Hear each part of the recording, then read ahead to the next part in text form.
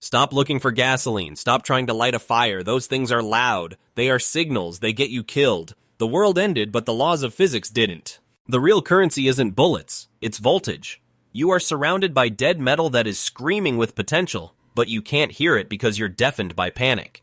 You think you need a generator. You're wrong. You are the generator. And today, I'm going to show you how to build a lifeline from literal garbage, corroded metal, and the acidic juice in a forgotten kitchen cabinet. The difference between a cold corpse and a survivor is understanding one simple, violent chemical reaction. The scavenging mindset, rewiring your brain. Your first mistake is thinking like a consumer. You are not shopping at the ruins of a hardware store. You are a resource hunter, and the collapsed world is an overturned toolbox. You must learn to see the potential, not the object. You are not looking for batteries. You are looking for the ingredients of a battery. Every power source you will ever build relies on 3 core components. 2 different metals and a chemical highway for ions to travel between them. We need an anode, a cathode, and an electrolyte. First, the metals. You need a loser and a winner. One metal that is desperate to give away its electrons. This is your anode, your fuel. The best and most common is zinc. Where do you find it? You are walking on it. Look for galvanized nails, screws, washers, and bolts. That galvanized coating is a layer of pure zinc designed to corrode before the steel does. Rip the gutters and downspouts off abandoned houses. They are often galvanized steel. Pry open the casing of old, dead batteries, specifically heavy-duty or super heavy-duty carbon zinc batteries. That casing is the zinc. Be careful not to touch the black paste inside. If you're near a boat dock, look for sacrificial anodes on engines or hulls. They are blocks of pure zinc. Next, you need the electron thief, the cathode. This is the more stable metal that greedily pulls those electrons in. Your best choice is copper. This is easier. Electrical wiring is everywhere. Every dead appliance, every wall, every car contains copper wiring. Strip the plastic insulation. Look for copper pipes in the walls of houses and beneath sinks. Some older cookware is solid copper. And yes, if you are in the United States, pennies minted before 1982 are 95% copper. Pennies after 1982 are worthless zinc slugs with a thin copper wash. Know the difference. If you cannot find copper and zinc, you can still make this work with other combinations, like aluminum foil and a silver coin, or aluminum and steel, but the power will be much weaker. The zinc-copper couple is the king of scavenged power. Finally, you need the electrolyte. This is the spicy soup, the chemical battlefield that allows the reaction to happen. It is not the power source, it is the highway. The rule is simple. If it stings a cut, it can probably move electrons. Forget battery acid. You are looking for household acids and salts. The easiest is simple salt water. 1 part salt to 10 parts questionable water. Vinegar is even better. It's acetic acid. Lemon juice or any citrus juice contains citric acid. Soda, especially cola, is full of phosphoric acid. Pickle brine is a fantastic electrolyte, already loaded with salt and vinegar. In a true desperation scenario, even your own urine will work as it is rich in salts. Or you can find ammonia in household cleaners. Just never ever mix ammonia with bleach. You will create chlorine gas and die in a chemical cloud. And do not, under any circumstances, try to crack open a modern lithium-ion battery from a phone or laptop. They react violently with air and water. They will not power your radio. They will set you on fire. The science of the spark. Taming controlled corrosion. This is not magic. It is a war, and you are just harvesting the casualties. You have 2 rival metals, zinc and copper. Zinc is chemically unstable. It is an anxious, high-energy metal that wants to shed electrons and dissolve. Copper is stable, noble, and greedy. It is an electron thief. When you place both of these metals into an electrolyte, the war begins. The acidic or salty electrolyte attacks the zinc, ripping away zinc atoms. But each zinc atom leaves behind 2 electrons, creating a negative charge. Those electrons are now homeless and desperate. Simultaneously, the electrolyte is working on the copper. But instead of pulling atoms off the copper, positive ions from the electrolyte, like hydrogen ions in vinegar, are crowding around the copper looking to steal any electrons they can find. You now have a massive surplus of electrons on the zinc, the negative terminal, or anode, and a massive demand for electrons on the copper, the positive terminal, or cathode. The electrolyte itself is a chemical highway that lets ions move back and forth, but it will not let the electrons pass directly from the zinc to the copper. This is where you come in. You provide the secret passage. By connecting a wire from the zinc plate to your device and another wire from your device to the copper plate, you create an external circuit. The trapped electrons on the zinc see this wire as their only escape route. They flood down the wire through your device, be it an LED or a radio, and race toward the copper. As they arrive at the copper, they are snatched up by the positive ions in the electrolyte, completing the chemical reaction. This flow of electrons is electricity. You are not creating energy, you are channeling a chemical reaction. It is, quite literally, controlled corrosion.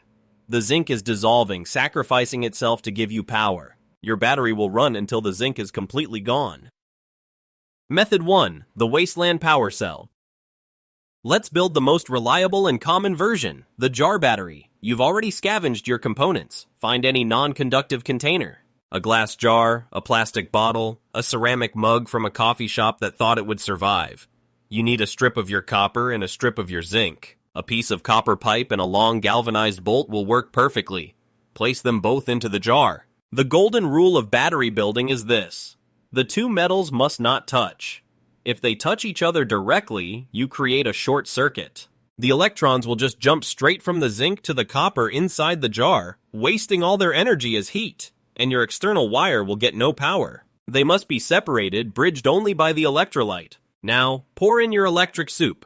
Fill the jar with your vinegar, your salt water, or your pickle brine, making sure both metals are submerged. That's it. You have just built one cell. Attach a wire to the copper, your positive terminal, and a wire to the zinc, your negative terminal. If you touch these wires to a small LED, it will light up. You have created light from garbage. This single cell will produce about 0.7 to 1.1 volts. Depending on the purity of your metals and the strength of your electrolyte, this is a staggering victory. It is the proof of concept. But 1 volt is frankly pathetic. It won't power the radio you found. It won't charge your dead flashlight. You need more push. You need to scale up. This single cell is a great start, but it's weak. Its voltage is too low for most practical tasks. But what you have built is a module. The real power comes from multiplication. Scaling up, voltage, amperage, and the power of chains.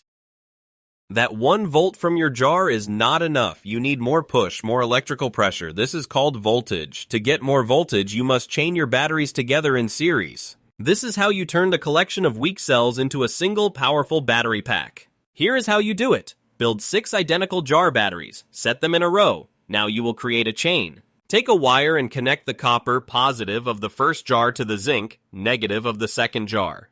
Then connect the copper of the second jar to the zinc of the third. Continue this pattern, positive to negative, all the way down the line. When you are finished, you will have 2 terminals left unconnected. The zinc on the very first jar, your new main negative, and the copper on the very last jar, your new main positive. By connecting them in series, you have added their voltages. If each jar produces 1 volt, you now have a 6 volt battery. 6 volts is enough. It's enough to power that hand crank radio. It's enough to run a string of LEDs. It is a useful amount of power. But there is another problem you might face. What if your 6 volt pack lights up your radio, but the battery dies in 10 minutes? The zinc dissolves too quickly. You have enough voltage, push, but not enough amperage, flow, or endurance. To solve this, you connect your cells in parallel. Parallel connections increase the lifespan and current, but they do not increase the voltage. To do this, you would take your 6 jars and connect all the copper strips together with wires. Then, separately, you would connect all the zinc strips together. You will have 1 giant positive terminal, all the coppers, and 1 giant negative terminal, all the zincs. The output will still be only 1 volt, but you now have 6 times the surface area of metal reacting, meaning the battery will last 6 times as long. The ultimate solution is a series parallel circuit. You could build 2 sets of 3 jars in series, each giving 3 volts, and then connect those 2 sets in parallel. The result would be a 3-volt battery that lasts twice as long. You are no longer just a scavenger. You are an engineer. You are an electrician. Method 2. The Desperation Stack. But what if you have no jars, no containers? What if you are on the move and only have scraps in your pocket? You can build a dry battery, more accurately called a voltaic pile. This is the original design and it is perfect for emergencies. You need your copper pennies and your zinc washers. You also need a porous, absorbent material to act as your separator and hold the electrolyte. Cardboard from a cigarette pack, a few layers of paper towel, or scraps of cotton cloth are perfect.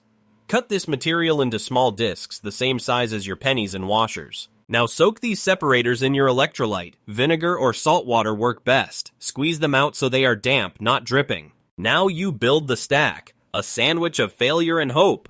Lay down a copper penny. On top of that, place one of your soaked cardboard discs. On top of that, place a zinc washer. You have just built one cell, but do not stop. Immediately place another copper penny on top of the zinc washer, followed by another soaked separator, followed by another zinc washer. Repeat this pattern: copper, wet cardboard, zinc. Copper, wet cardboard, zinc. You must never let the zinc of one layer touch the copper of the layer below it. The wet separator is the only thing that should be between them. Stack it 10 or 15 cells high. You have just built a series battery in a single stack. The bottom penny is your positive terminal. The top washer is your negative terminal. Wrap the whole thing tightly in electrical tape, duct tape, or even string to keep it compressed. This tiny stack can generate 5, 10, even 15 volts. It will not last long. The cardboard will dry out and the current is tiny, but it will produce a high voltage, low current charge. It is enough to give someone a small shock. It is enough to power a single life-saving LED for hours. It is a pocket-sized miracle. Method 3. The Earth Battery. You have no jars, no tape, and no cardboard. You have only the ground beneath your feet. You can still make power. The Earth itself, damp, full of salts and minerals, is a natural electrolyte. This is a telluric battery, a deep survivalist secret. You need 2 different metals and a bit of distance. Find a patch of damp soil. The wetter and saltier, the better. Drive a long copper rod or pipe deep into the ground. This is your cathode. Now, step away. 2, maybe 3 feet away, drive a galvanized steel or zinc stake into the ground. This is your anode. You have just built the world's largest, lowest power battery. Connect wires to both rods. The voltage will be tiny, perhaps only half a volt. The amperage will be minuscule. But here is the secret: it will never stop. As long as the ground is damp and the metals are in it, the circuit is alive. This is not enough to power a radio. But if you are clever, you can use this tiny, immortal trickle of power to charge a capacitor, which can then be discharged in a single powerful burst. It is the ultimate set-it-and-forget-it power source. When the dead stay dead, troubleshooting your lifeline. You did all this. You built your stack, you wired your jars, you connect the radio, and nothing. Just silence. Do not panic. You are a scientist now, so debug the experiment. First, check your connections. Are the wires secure? Scrape the metal contacts with a knife. A tiny layer of oxide or dirt can kill the entire circuit. Make sure your series connections are correct. Positive to negative, positive to negative. A single reversed connection will kill the whole chain. Second, check for shorts. Are any of your metals touching inside the jar? Is your voltaic pile so wet that the electrolyte is dripping down the side, connecting the top and bottom? A short circuit is the most common and laziest mistake. Third, check your electrolyte. Is it too weak? Add more salt. Add more vinegar. Is it too old? The reaction might be spent. The ions have all been used up. Dump it out and pour in a fresh batch. Fourth, check your fuel. Look at your zinc. It is supposed to be dissolving. If it looks pristine, your electrolyte isn't working. If it's covered in a black or white crusty deposit, that is oxidation. Pull it out, scrape it clean with a knife or sandpaper, and put it back in. You have just refueled your battery. The power will come roaring back. You twist the dial. The static hisses. It's the sound of the universe. But then, through the noise, a voice. Faint, broken by the static, but it's human. It's not a recording. They are broadcasting from 30 miles north. They are talking about a settlement, about clean water, about hope. Or maybe it's a trap. It doesn't matter. You did it. You bent the laws of chemistry to your will. You built power from trash and spite. The zinc is dissolving. The vinegar is turning blue. This battery will not last forever. Nothing does anymore. But it lasted long enough. You are not a victim of the new world. You are a power plant. The world runs on physics, and you just proved you are its master. Now go find more zinc. What's the most desperate thing you've ever used to rig a solution? Tell me your best garbage to gold survival story in the comments. The best one proves you're ready.